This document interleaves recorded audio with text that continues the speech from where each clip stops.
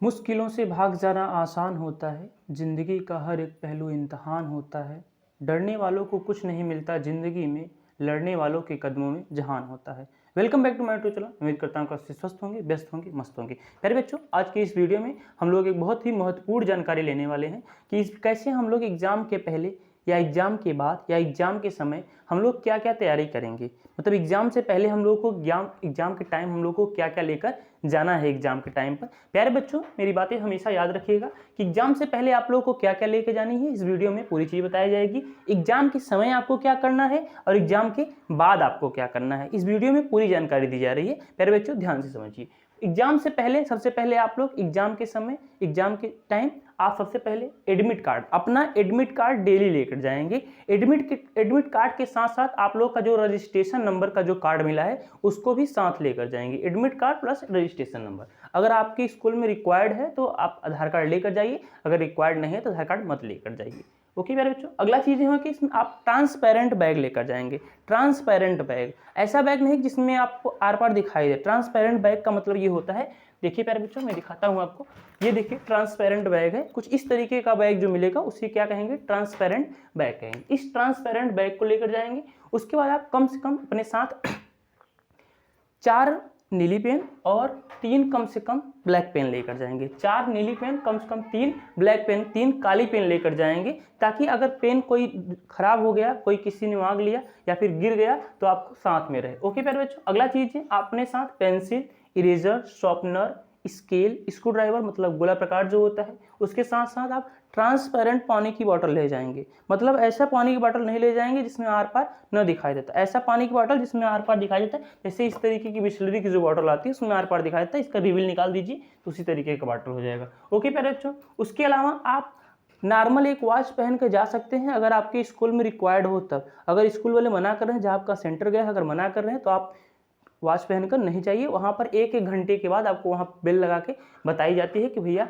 आपका 1 घंटा समाप्त हो गया, 2 घंटा समाप्त हो गया, 3 घंटा समाप्त, 15 मिनट बचा है। ओके प्यारे बच्चों, अगला चीज़ है आप कोई भी इलेक्ट्रॉनिक डिवाइस लेकर नहीं जाएंगे, चाहे वो स्मार्ट वॉच हो, ब्लूटूथ हो, निकबैंड हो या फिर कोई भी मोबाइल हो, कोई भी इलेक्ट्रॉनिक डिवाइस आप अपने साथ लेकर नहीं जाएंगे एग्जाम हॉल में।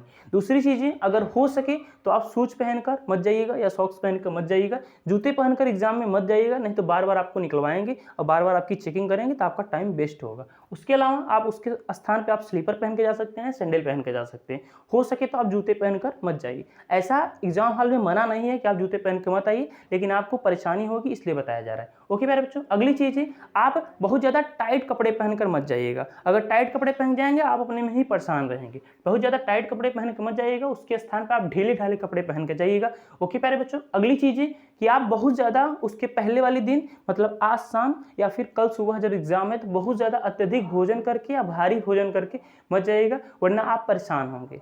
ठीक है। ओके प्यारे बच्चों, आगे चीज़ जाए, बहुत ही हल्का भोजन करके खाना एग्जाम खाकर जाइएगा। उसके बाद प्यारे बच्चों, अपने एग्जाम सेंटर पे जहां आपका सेंटर गया है, कुछ बच्चों का एग्जाम सेंटर जो होगा, जैसे गर्ल्स लोगों का एग्जाम सेंटर अपने जहां पर पढ़ती हैं वहीं पे सेंटर होता है, लेकिन बॉयज लोगों का सेंटर जाता है और कुछ बच्चों का सेंटर नहीं जाता भी है। जिन लोगों का सेंटर जहां पे गया है, अपने एग्जाम सेंटर पर कम से कम आधा घंटा 45 मिनट पहले पहुंचने की कोशिश कीजिए। एग्जाम सेंटर पर कम से कम आधा घंटा 45 मिनट पहले पहुंचने की कोशिश कीजिए, ताकि आप सही से सुचारू रूप से पहुंच सकें। बहुत घबराइएगा मत।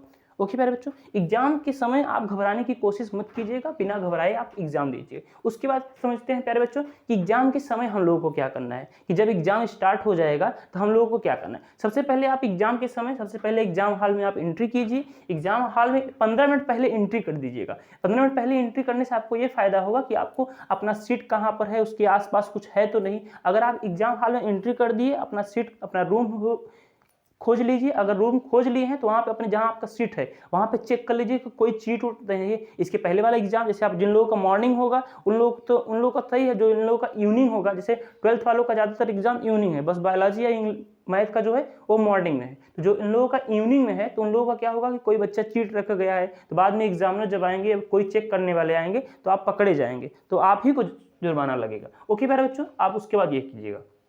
उसके बाद जब आपको कॉपी मिल जाएगी, आप कॉपी मिलने के बाद अपनी उत्तर पुस्तिका में अपना रोल नंबर बहुत ही शुद्ध बहुत ही साफ अक्षरों में लिखिएगा। रोल नंबर बहुत जरूरी है आपके कॉपी के लिए, क्योंकि आपकी पहचान उस रोल नंबर से ही की जाएगी। उसके अलावा आपका वहाँ कोई आइडेंटिफाई नहीं है कि आप बच्चे हैं। ओके प्यारे बच्चों, ध्यान दीजिएगा, अपना रोल नंबर अपने कॉलम में भरिएगा ध्यानपूर्वक। उसके बाद कैसे रोल नंबर भरेंगे, हम एक डेमो देकर बताता हूं आपको। जैसे मान लीजिए कि किसी का रोल नंबर 2236364607 है। ओके बच्चों, केवल एक एग्जांपल के लिए बता रहा हूं। इसको आप लोग ऐसे नहीं लिखना है कि 2,36,23,00,000, ऐसे नहीं लिखना है। आपको ऐसे लिखना है कि 2222364647। ओके प्यारे बच्चों, इसी तरीके से आपको हिंदी में लिखना है 22363647। ओके बच्चों, और इंग्लिश में लिखना होगा तो क्या करेंगे, उसी तरीके को इसको इंग्लिश में 2236364607। ओके मेरे बच्चों, ऐसे आपको इंग्लिश में ध्यान दीजिएगा। आपको इसको कि इसी तरीके से लिखना है अपना रोल नंबर अपनी कॉपी अपनी उत्तर पुस्तिका में, जिसमें आप उत्तर लिखोगे उसे उत्तर पुस्तिका कहते हैं। ओके मेरे बच्चों, अगला चीज समझिए। आप ध्यान दीजिएगा कि आप बहुत ही साफ सुथरी राइटिंग में लिखने का प्रयास कीजिएगा। बहुत ही, अगर आपकी राइटिंग नहीं बैठ रही है कोई बात नहीं है, अगर राइटिंग नहीं बैठ रही है तो कोई बात नहीं है। आप जो चीज़ लिखिए उसको इतना स्पष्ट लिखें कि ताकि अगला एग्जामिनर जो कॉपी चेक करे उनको समझ में आ जाए कि भैया आपने ये शब्द लिखा है। ओके मेरे बच्चों, अगली चीज़ें, अपने प्रश्नों के उत्तर क्रम अनुसार लिखिएगा। क्रम अनुसार मतलब अगर आप सीक्वेंस में लिखेंगे तो बहुत अच्छा होगा। सीक्वेंस मतलब पहला क्वेश्चन, दूसरा क्वेश्चन, तीसरा क्वेश्चन, चौथा क्वेश्चन, पांचवा क्वेश्चन। ओके मेरे बच्चों, ये चीज ध्यान दीजिएगा। सीक्वेंस में लिखने से ये फायदा होगा कि जब एग्जामिनर कॉपी चेक करेगा तो जब कोई कॉपी चेक करेगा तो आपको ये समझ में आ जाएगा, उनको ये समझ आएगा कि बच्चा बहुत ही क्रम से लिखा है, बहुत ही अच्छी कॉपी से जाएगी। ओके मेरे बच्चों, और अगली चीजें, अपनी कॉपी में कहीं भी बहुत ज्यादा कट कुट मत कीजिएगा। ओके मेरे बच्चों, कट करने का मतलब यह होगा, मान लीजिए कि कोई अक्षर आपका कट हुआ है। जैसे मान लीजिए कि हमने कोई भी टॉपिक लिख दिया, जैसे कि मान लीजिए हमने लिख दिया सितार, ठीक है, और सितार को इसको कट करना है तो आपको ऐसे नहीं करना है, ऐसे केवल एक बार सितार लिख दिए, आप इसको एक बार कट कर देंगे बस। ओके मेरे बच्चों, ताकि ऐसा हो कि कट भी जाए और बहुत भद्दा भी लगे। अगर आप ऐसे एकदम पूरा लीपा पोती कर देंगे तो उसमें क्या होगा कि एग्जामिनर का जो कॉपी चेक करेगा उनको सबसे पहले यही समझ आ जाएगा भैया इनका बहुत ज्यादा गलती है, ठीक है, उसके बाद उनकी मनोदशा बिगड़ जाएगी। ओके मेरे बच्चों, अगली चीज ध्यान दीजिएगा कि क्या करना है।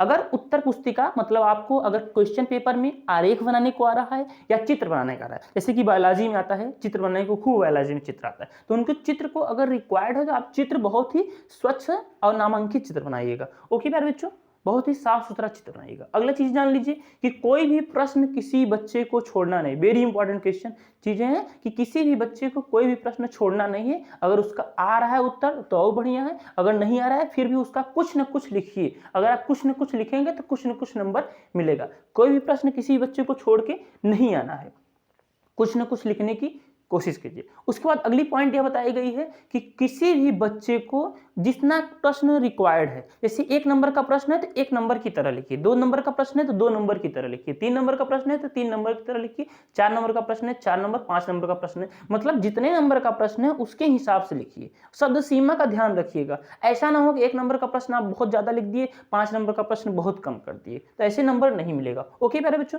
अगली चीजें जो है कि आप समाप्ति मतलब अपना जैसे पेपर कंप्लीट हो गया, आप कम से कम कोशिश कीजिएगा कि 3 घंटा 15 मिनट का पेपर कम से कम आप 3 घंटे में कंप्लीट कर दें।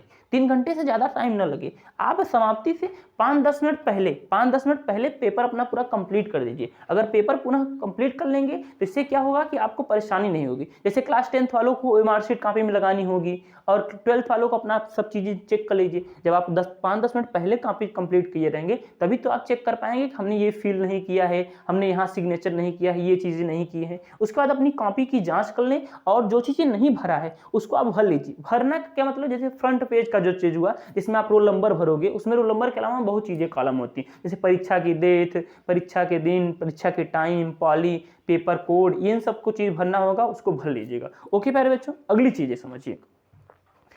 अटेंडेंस शीट, आपको डेली एक अटेंडेंस शीट मिलेगा। प्यारे बच्चों ध्यान दीजिएगा, अगर आप अटेंडेंस शीट में सिग्नेचर नहीं करोगे, हस्ताक्षर नहीं करोगे, आप अब्सेंट माने जाओगे, आपका अब्सेंट चढ़ा दिया जाएगा। इसलिए बहुत ही ध्यानपूर्वक डेली अपने अटेंडेंस शीट में आप सिग्नेचर करिएगा। डेली पर डे आपको सिग्नेचर करना है अटेंडेंस शीट में। उसके प्यारे बच्चों अगली चीजें क्या चीजें बताइए, आप ध्यान दीजिएगा कि प्रत्येक दिन डेली परीक्षा के दिन प्रत्येक दिन आप एडमिट कार्ड ले जाना मत भूलिएगा। मतलब ये चीजें, मतलब पेन, एडमिट कार्ड, ये सब चीजें ले जाना कभी मत भूलिएगा। ओके प्यारे बच्चों, अगली चीजें ये बताई गई कि आप कभी भी परीक्षा में 1 घंटे पहले या आधा घंटे पहले पहुंचने की कोशिश कीजिए और परीक्षा हॉल में 10 मिनट अंदर पहले एंट्री कर दीजिएगा। ओके प्यारे बच्चों, टाइम से पेपर देने जाइएगा। ओके प्यारे बच्चों, लास्ट में परीक्षा के बाद क्या करना है, ये तो परीक्षा के समय की जानकारी है। परीक्षा के पहले आपने खूब पढ़ाई की, परीक्षा के समय आपने एग्जाम दिया, परीक्षा के बाद क्या करना है। जैसे कुछ क्या होगा कि कुछ बच्चों का पेपर खराब जाएगा,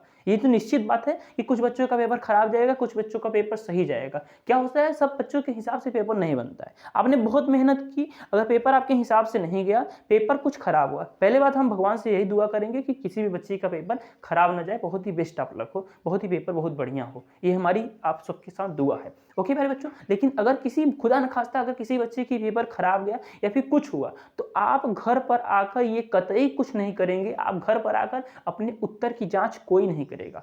कोई भी बच्चे मेरी बात ध्यान दीजिएगा, अपने उत्तर की जांच आप लोग घर आकर नहीं करेंगे, आप अगले पेपर की तैयारी करेंगे। आप यही चीज यहाँ पर लिखा गया है कि आप अगले पेपर की तैयारी करेंगे, अपने उत्तर की जांच कोई बच्चा नहीं करेगा। अगर आप उत्तर की जांच करोगे तो आपको निगेटिव थिंकिंग आए। निगेटिव थिंकिंग का मतलब हुआ कि आप उदास हो गए, और उदास हो गए तो अगला पेपर भी खराब होगा। एक पेपर तो बीत गया ना, आप उसमें आप कुछ नहीं कर सकते हैं। पेपर तो बीत गया, उसमें आप कुछ कर लोगे, कुछ नहीं कर सकते हैं। इसलिए आप ध्यान दीजिएगा कि जो पेपर हो बीत गया उस पर आप विशेष ध्यान नहीं देंगे। आप उसमें कुछ गलत लिखे, कुछ सही लिखे, क्या चीजें हुआ सब कुछ को भूल कर आप नेक्स्ट पेपर की तैयारी करेंगे। ओके प्यारे बच्चों, जो चीजें नहीं समझ में आएगी आप कमेंट बॉक्स में कमेंट कीजिएगा। दूसरी चीजें, एक चीज और, आप कोई भी ड्रेस कोड पहन के जा सकते हैं, ये जरूरी नहीं है कि आप कोई ड्रेस, आप ऐसा ही ड्रेस कोड पहन, आप ऐसा कपड़ा पहन के जाइए जिससे आपको कंफर्टेबल हो। ओके प्यारे बच्चों, उसके अलावा कोई भी चीजें नहीं समझ आएगी, कमेंट बॉक्स बना है, कमेंट कीजिए। और इस वीडियो को ज़्यादा से ज़्यादा बच्चों को, जो कल की एग्जाम बोर्ड एग्जाम देने वाले हैं, उनको ज़्यादा से ज़्यादा बच्चों को इस भी चीज़ को ध्यान दीजिए। और दूसरी चीज़ें, एक इंपॉर्टेंट मैसेज आप लोग को दे दिया गया था कि जो प्रयागराज के बच्चे हैं, मतलब प्रयागराज जिले में जो बच्चे पढ़ते हैं, जो प्रयागराज जिनका घर नहीं है, जो प्रयागराज जिले में जिनका परीक्षा सेंटर है, उन लोगों के बच्चों के लिए यह जानकारी दी गई। उन लोगों की हिंदी की परीक्षा मतलब 24 फरवरी की परीक्षा 9 मार्च को कराई जाएगी। प्यारे बच्चों, फिर भी ये जानकारी आपको अपडेट की गई है, लेकिन आप अपने स्कूल में कनेक्टेड रहिएगा, अपने स्कूल के प्रिंसिपल से कनेक्टेड रहिएगा, प्रधानाचार्य से या अध्यापक से पूछते रहिएगा कि सर हमारा एग्जाम कैसे क्या चीज होगी। ओके जानकारों, ये महत्वपूर्ण सूचना आपको पहले ही दे दी गई है, नहीं दिया गया होगा, नहीं समझ पाए होंगे तो मैं कमेंट बॉक्स में उसका लिंक दे दूंगा, आप लोग उसको देख लीजिए। इस वीडियो को ज्यादा से ज्यादा बच्चों को शेयर कीजिए जो जिसको जिसकी जरूरत है। ओके प्यारे बच्चों, मिलेंगे नेक्स्ट वीडियो में, तब तक के लिए जय हिंद और बेस्ट ऑफ लक। आप लोग एग्जाम देकर गुड लक करिए, बेस्ट ऑफ लक।